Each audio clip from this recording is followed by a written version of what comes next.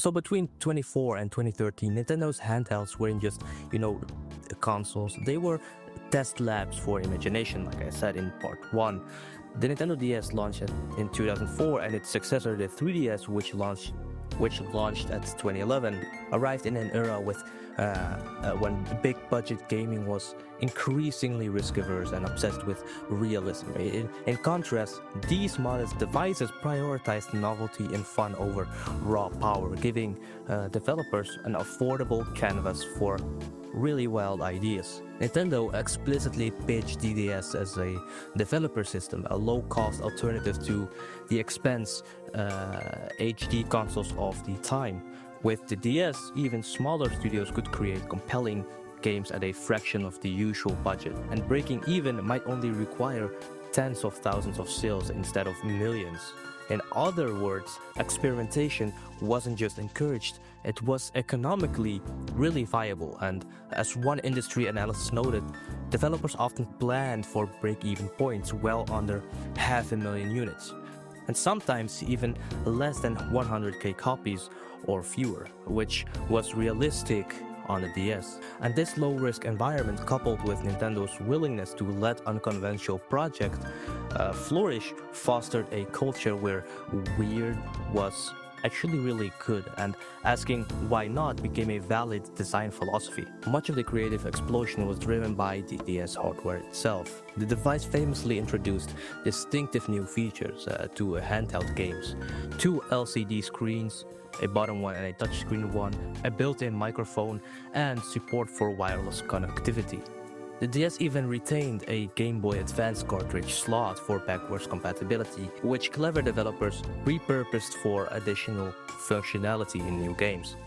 Every new feature was a creative dare. If we look at a dual screen, developers had 2 displays to play with. Some games used the extra screen purely for maps or menus, but others really went further. For example, in Hotel Dusk Room 2215, I by the way talk about this one in part 1, which was by the way made by Studio Ching, made players hold the DS sideways like a book, with one screen showing the character's notebook and the other showing the world, literally turning the DS itself into a detective's notepad. Also, in The World Ends With You, Square Enix used both screens for combat, and the hero battles on the touchscreen side while a partner character fights on the top screen, forcing players to split their attention in a brilliantly chaotic dual screen system.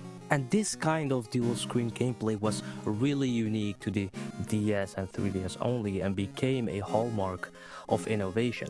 Also, the resistive touchscreen and the stylus input unlocked entirely new game mechanics. In Trauma Center Under the Knife, for example,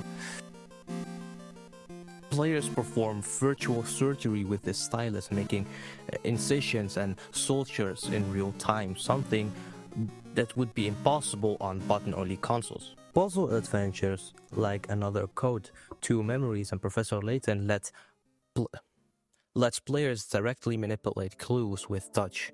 One standout was Etrian Odyssey, which was made by Atlas in 2007, a dungeon RPG that not only displayed the map on the second screen, but also lets players draw their own map with the stylus, evoking old-school craft paper mapping while serving gameplay. Amazing, very amazing. And in Time Hollow, the touchscreen became a window to time. Players literally drew, circular hollow portals on the screen to peer into the past and change the story's outcome. Like, do you see those things in modern gaming? Because I haven't seen it in a while. By the way, the microphone, it has a built-in microphone, which invited games to listen to the player. For example, the biggest example I can give you is Nintendogs, which had players call their puppy's name aloud to train it. Puzzle games included gimmicks like blowing into the mic to extinguish on-screen candles or solve puzzles. WarioWare Touched featured microgames requiring the player to shout or blow at the DS, and these novel mic interactions were often playful and made the gaming experience feel more tactile and personal. I remember my mic being broken and I couldn't proceed. I couldn't see the end of Diabolical Box because there was one riddle where you had to blow into the mic to open, the box. I wasn't able to do that and I was stuck at that forever until 2021 where I played it again and I could see the end. Okay, I don't think it's like that big of a thing, but it's worth pointing it out, which is wireless and social play. The DS local wireless and later Wi-Fi connection meant developers could experiment with multiplayer and connectivity. Tetris DS in 2006 showed how transformative it was to have a handheld that could go online playing classic Tetris against distant players, which felt really revolutionary on a portable device. But every console has Wi-Fi, of course, and multiplayer, but the way how they use it is also another thing. For example, local wireless also enabled quirky features. For example, in Dragon Quest IX, which was made in 2009, used a tag mode that would quietly trade treasure maps with any DS owners you walked past in real life, which I would say is an early forerunner of the Street Pass concept. The sheer mainstream success of the DS,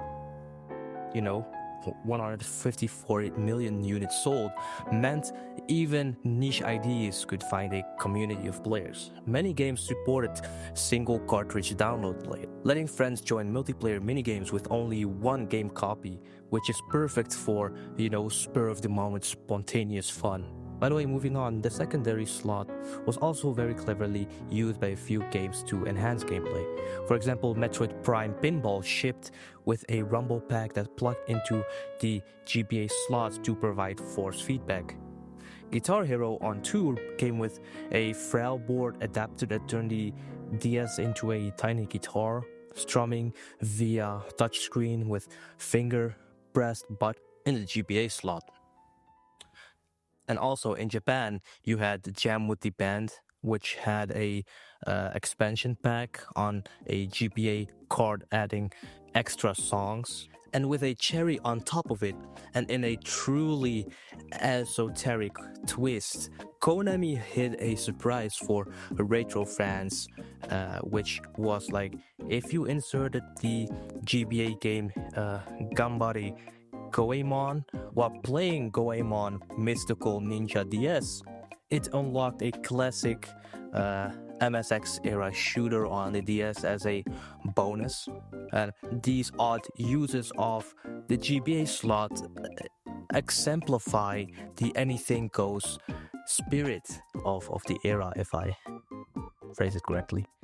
In short, the DS hardware was a toy box of new inputs and possibilities. Nintendo deliberately kept the device modest in specs, but very, very rich in features, and betting that innovative gameplay would matter more than high-end graphics and, being able to see every tiny pixel of someone's face. And that bet really paid off, because developers, even large and small, took these hardware features as invitation to innovate, resulting in games that felt genuinely fresh. And because the hardware encouraged unorthodox design, the DS and 3DS era became a golden age of oddball games and genre-defying experiments. Developers really went, full crazy mad scientist with game concepts, and many of these experiments became cult classics. Consider a few standouts from this era. We're gonna start with Elite Beat Agents, which came out in 2006. It's a rhythm game with a heart, and you play as a team of secret agents who solve everyday people's problems by dancing and cheering them on. Very weird, but players tapped and swiped in time to pop songs on the touchscreen, while on the top screen you have zany comic book stories unfolded, from helping a lost puppy find home to resurrecting a dead father's spirit through the power of music. And it really sounds absurd, but Elite Beat Agents was equal parts, goofy and moving. Very, very moving, if I have to say. One famous level is a Christmas gift, and it involves a widow coping with the loss of the family's father. And as the agents dance, the father's ghost actually appears. to comfort them. Very sweet, really heart moving, and this sequence is so unexpectedly emotional that many players admit it brought them to actual tears. Not me though, not me. I don't cry. And while it doesn't really have to do anything with the actual mechanics of and hardware of the DS, it still shows you that developers were really being able to actually experiment with game concepts and without putting too much on the line. I already talked about Time Hollow, so if you wanna see what I have to say about this game, check the part 1, please. It's on my channel and it's easy to find. Let's move on to Ghost Trick Phantom Detective, which came out in 2010. It's an ingenious puzzle story hybrid from Capcom, and you play as Sizzle, a ghost trying to solve his own murder before sunrise. And as a spirit, you can possess inanimate objects and flicking a light switch, or rolling a card, opening an umbrella to indirectly influence the living world and save people from danger. Entire levels are structured around Rube Goldberg-like contraptions. For instance, you might jiggle a lamp to lure a cat, or drop a crossing gate at the right moment to change someone's fate. The game essentially told a ghost story through the manipulation of lamps, ladders, fans, and much more, turning mundane objects into keys for clever puzzles. Critically acclaimed for its witty writing and lavish animation, Ghost Trick is often cited as one of the most inventive TS titles. Also, I really cannot forget about this game, Contact. Also, I'm talking about this in the first video, so I won't be, talking about this one, as, there's a time limit and I wanna really move on. Okay, so I think this is the most famous one of the DS era, which is The World Ends With You, and it's a stylish action RPG that fused real-time combat with street fashion and existential angst. And I really like how the characters look. Like you have the main character with their very dramatic jackets and really great clothing. I really like the fashion of the characters. It's co-developed by Square Enix and Jupiter, and this game epitomizes DS innovation. It leveraged every DS feature, with the fast-paced, stylus combat on the bottom screen, simultaneous battles on the top screen controlled by button presses, a psyche pin system where equipping different collectible pins gave you new touchscreen attack, and even a mechanic where a game could detect if you hadn't played for a while and reward you with power-ups, and even a mechanic where the game could detect if you hadn't played for a while and reward you with power-ups, which is a nod to the handheld lifestyle. Unconventionally, the game is set in modern-day Shibuya, Tokyo, and really drenched in youth culture. Your gear and clothing brands affect your abilities based on their popularity in each area of the city. The soundtrack mixes J-pop, rock, and hip-hop, and the themes delve into identity and isolation. Critics really praised The World Ends With You as a mess of innovative ideas, stylishly combined into a beautifully presented package, calling it an RPG that's every bit as unique as the person who plays it. And that is actually really rare for a game. I mean, when I read that, I was like, okay, this might be really very unique, and I'm left speechless. But I think without saying anything, that's enough to tell you how actually unique it is and how actually it can present the DS as how innovative the hardware can be. And these examples barely scratch the surface, in my opinion. For every famous Nintendo DS title, there were dozens of oddball experiments thriving in the system's library of the 2,000 plus games.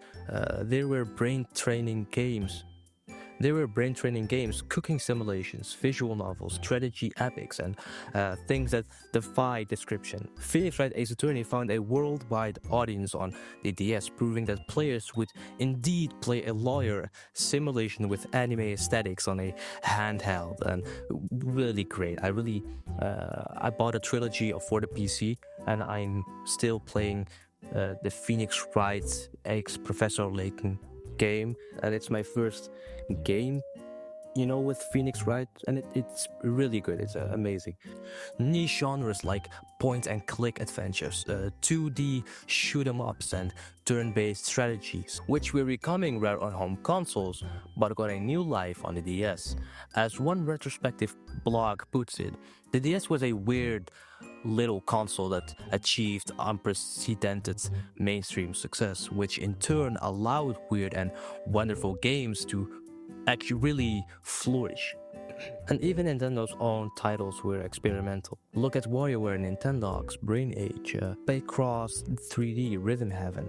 None were graphical powerhouses, but all were brimming with fresh ideas that made creative use of the hardware. And one thing was actually very crucial for this, golden age to actually happen, and that was Nintendo's philosophy and encouragement. Unlike Sony or Microsoft, who chased bleeding-edge hardware and multimedia capabilities, Nintendo, under the leaders like Satoru Iwata, took a different path. They deliberately built devices that were, relatively modest hardware but had unique interactions, betting that developers would find their fun in those hardware. Nintendo likes experimenting to get the most possible fun out of the hardware. As a Guardian analysis in 2023 noted, the company was not afraid to be seen as unconventional or even underpowered, but they famously declared that it had stopped competing on graphic specs in the mid-2000s, focusing instead on novel experiences. And for the DS, Nintendo fostered a developer-friendly environment by calling the system a developer system, and they signaled an open invitation to creators to use our toolbox and go nuts with it. And the DS and also later the Wii were pitched as platforms where mid-sized studios could thrive without astronomical budgets. And this willingness to fail now and then on Nintendo's part, this willingness to fail now and then on Nintendo's part,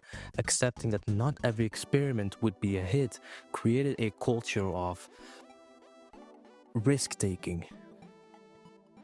As long as the game was fun or novel, it had a shot on the DS, and Nintendo also contributed their own wild ideas. For example, Electroplankton.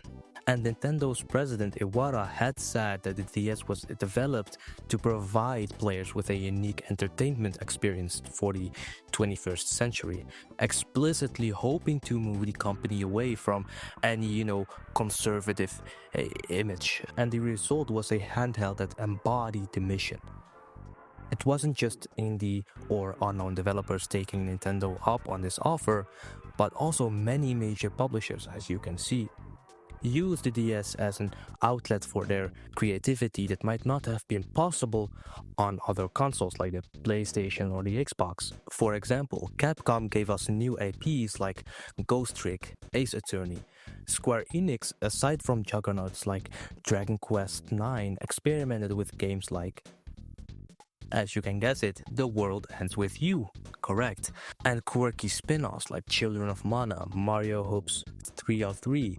Even companies like Sega with Feel the Magic XYXX was a bizarre launch window game utilizing every DS feature to tell a love story through mini-games, not even mini-games.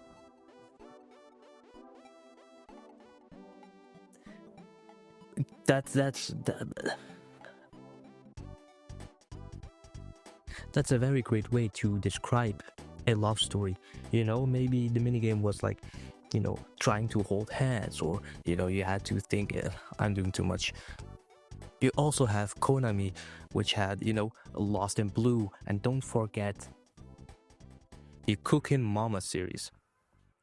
they jumped in with these experiment titles. And according to one analysis, in the DS era, the biggest developers and publishers in the world were inspired by the hardware to get, a little crazy with their concepts. And this meant that the experimental game design wasn't confined to a niche. It was happening at the heart of the industry alongside blockbuster franchises. The same source nostalgically notes that this crossroads between inventive design and world-class aesthetics that made the DS era truly special. And they're right. Another thing which was also very important, for the reason why there are these many games that are very weird is how affordable development and distribution were on the DS and 3DS, especially compared to today. During the mid-2000s, developing a game for Xbox 360 or the PS3 in HD could cost tens of millions of dollars for AAA titles, and even a mid-range game might need 1 million sales to profit. Meanwhile, on the DS, budgets were an order of magnitude lower. A high-end DS game in 29 might have a budget around, $0.5 million, and many of these games were made for far less. Japanese publisher Marvelous estimated in 2010 that even a top-tier DS title costs at most 44 million yen, which is around $0.5 million, whereas a 3DS title could cost triple of that, and an HD console game many times more. And with game costs in the hundreds of thousands rather than tens of millions, a DS game could sell 50,000 copies and still break even. Okay, so let's say the budget is $250,000 and approximately a DS game went for 30 or 35 bucks. Now if you $30, let's say $30 times 50,000, that would be $1.5 million, and that's more than enough to cover the whole budget. So now we have the calculating out of the way. In fact, several niche DS series thrived with relatively small sales. Etrian Odyssey's dungeon RPGs or the Trauma Standard games never sold huge numbers, but they were profitable enough to keep new entries coming. And one forum that was posted in 2015 summed it really good up. So I'm gonna quote it right here. I'm gonna read it. Y'all ready? Alright, here I go. These kinds of sales, a few hundred thousands, are what most successful games that aren't heavyweights achieved. Small experiments from larger studios or indie developers often plan their break-even to be well under 500k, sometimes 100k or 200k. That describes the DS market well. Success didn't require every game to be a blockbuster, not at all. This breathing room allowed for diversity and risk. Let's say I wanna make a crazy game for the PlayStation 5. Well, that requires a shit ton of money, as you know.